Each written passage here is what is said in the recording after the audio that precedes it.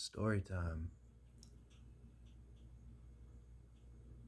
When I was growing up in Florida, it was common for boys to become fishermen at some point as a pastime, as a hobby. And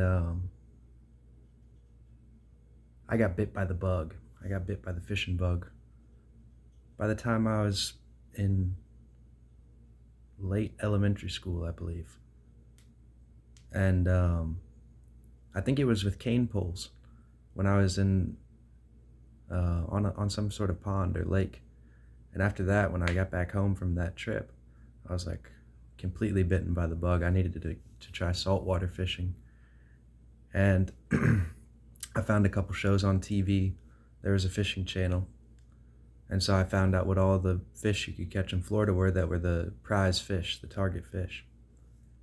And those were the snook, the redfish, and the speckled trout for inshore fishing, meaning you're near the coast, shallow water. And these are the game fish. The redfish and speckled trout are good for eating, so is the snook if you get the right size. But the snook is the most sought after of the three, by far. And so I would wake up early in the summer. Once I realized that it was good to fish as the sun was coming up. And anytime I would ride my bike by the marina on the island that I grew up on, I would be, even if I didn't have my pole with me, I was looking to see if there was a snook in there. And I didn't know the secrets at that point, how I should walk so that I didn't cast a shadow onto the water. As I walked around the marina, I should be 5 to 10 feet away from the edge. I would walk right on the edge and I would be too loud. And these snook are extremely smart. They're a fish that hangs out in a general area. It may move spots during the day, but it's in a general region. They don't move very much. And they wait for the tide to start ripping. I didn't know how to catch the tides yet, but I would pick all that up within a couple months because I was watching the shows about it and I was talking to people. Whenever I went fishing, if I saw someone else fishing, I would ask them if they caught anything, all that stuff. That's half the fun of fishing, is hearing other people's tales and picking up game so that you can make a catch on that day. And so I would walk in the marina and I would look for any type of fish, but I especially wanted to see a snook. Like I remember one time a school of Jack Crevalle, it's a very rare occurrence for them to be this far inshore, but they came through the marina one day, and that was one of the best days of my life as a young boy, to see a whole school of jack swimming through. They're a fast, muscular fish, usually found more offshore. And they're extremely fun to catch, but you can't catch them with the methods that you would catch, say, a snook as easily. You have to use a fast-moving lure to catch a jack.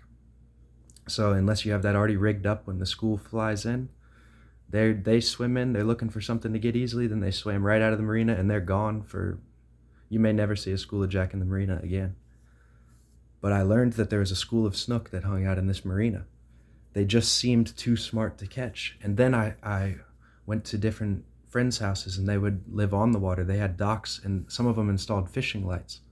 And so I would see the shadows of snook fly by these fishing lights at night. I would sit out there for 30 minutes, an hour, just to see if I could see a shadow of a snook go by. And I'll always remember when I was young the fear that I had when I would cast my line and with a good bait or a good lure, that a monstrous fish would drag me in. Because this is a whole metaphor, this is a whole mythology of all of life, of the hero's journey. The deep is the feminine. The water is always threatening to swallow you up. It's the womb. It's the female that you fall in love with that can drag you into a tidal whirlpool that you can't get out of. So I was feeling that fear as a kid, but that's what I wanted. I wanted that monster, you know? I just didn't know if I was ready for the fight because I hadn't had it yet. And so one night, me and a few friends were at that same marina, so we knew the snook were there now. None of us had pulled one out of there yet, though. and I had still not caught one yet. I had caught a trout. I think I had caught a redfish at this point, but maybe not. But I had caught a lot of snapper at the end of the island. I had a good snapper spot. But the elusive snook was still on my radar. And on that night,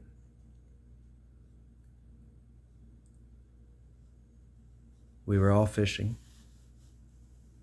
and I threw in my terrorized lure with a shiny red eye. Because I had seen on TV that somebody had caught a snook with a terrorize, and they said that this is the best color. It's a lure. This is the best. It looks like a small bait fish. It's about this big. And they said the best one is the silver one with the dark gray back and the red eye. And so that's the one I had that night. I tied it up, and I'm tossing it in, and you work it as if it's a fish. So you're reeling it slowly. You work the lure, and you jerk it a little bit like the fish is jerking in the water. And all of a sudden, bam, my rod gets pulled down, bends way over, and they're splashing on the surface, and it's nighttime, so I can't even barely see anything. There's some lights and stuff at this little marina, and all my friends pull their lines in. Oh shit, what's happening? We're in like early middle school, probably 6th grade at this point.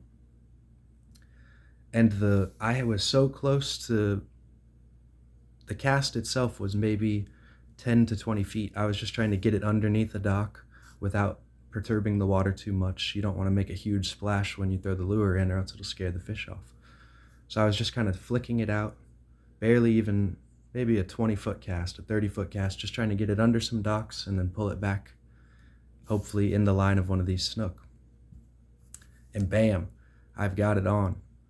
The rod jerks. I've got some experience under my belt at this point, but I never dreamed I was about to catch the first snook. And I reel, and it's already up. It's already flopping around on the rocks, because I was already so close to having that lure pulled in that I was about to pull it out of the water and cast again. And one of the guys has a net because the fish was too heavy to pull it out of the water. It might have broken the line, or the hook might have ripped out of its mouth. So my buddy goes, scrambles, and grabs his net, and he pulls it up, and we're all just freaking out because we knew that there was snook there. We knew it, but none of us had ever pulled one out before. And one of the guys gets his ruler out. He has a ruler in his tackle box that folds up into 4 pieces, so he unfolds it, and he holds it down, and it's a fat snook. It's not the species. There is a species fat snook. It was a common snook, but it was a fat motherfucker. And he pulled out the ruler and put it on the ground. We laid the fish down, and it was 25 inches, which is a little bit below the slot. A snook, and it wasn't even in season, but a snook has to be between, I believe, 27 and 32 inches. That may be a redfish. Maybe it was in the slot. I don't remember the snook slot, but they have to be certain length for you to keep them in Florida. I wasn't looking to keep it anyways. And this snook had a dark green back. Later, I caught a snook on the beach with a different lure, and that one had a silverish gold back because of the quality of the water that it was living in. This marina was more stagnant water and was close to a population of people. It was in the bay, and so it was living a tougher life, so to say.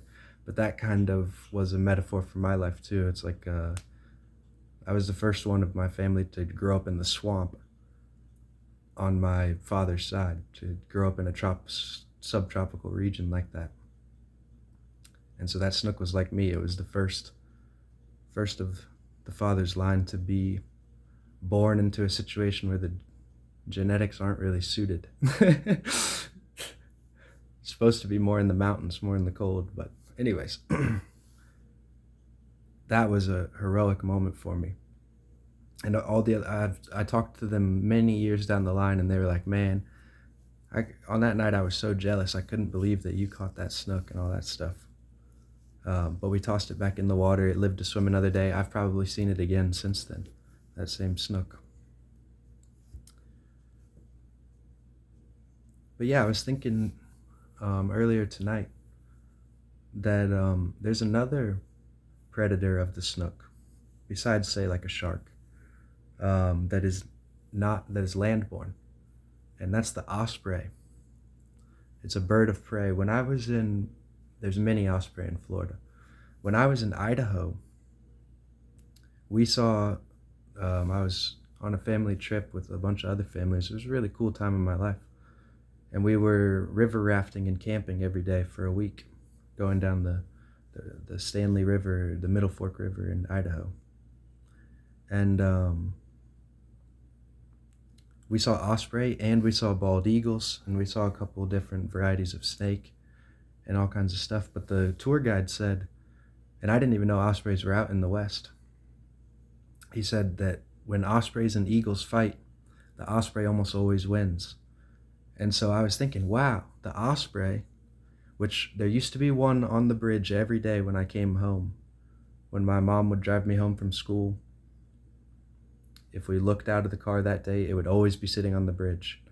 The same osprey, same king daddy, for probably like 10, 15 years. That bird may still be alive. But those osprey hunt snook, hunt redfish, hunt trout. So they're really the king fishermen of Florida. They've been doing it for thousands and thousands of thousands and thousands of years. And to watch an osprey catch a fish is one of the coolest things you'll ever see.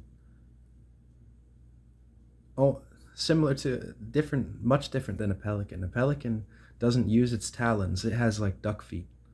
A pelican doesn't have talons. A pelican uses its bill, and it has a huge sac that can fill up with water.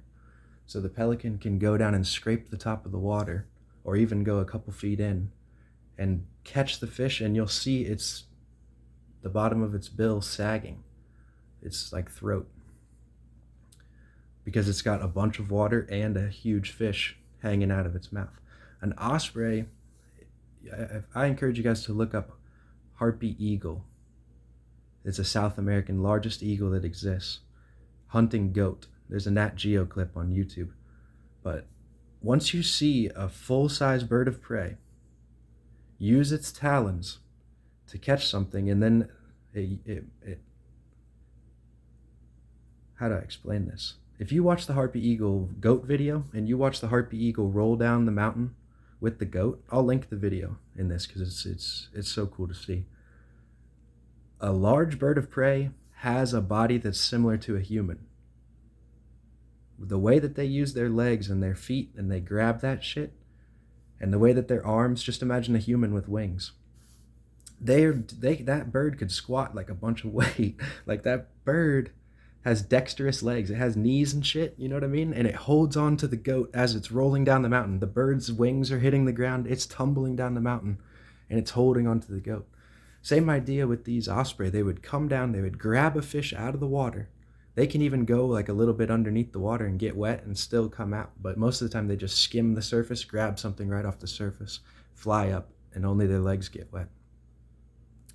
But they'll take that fish all the way back to their nest.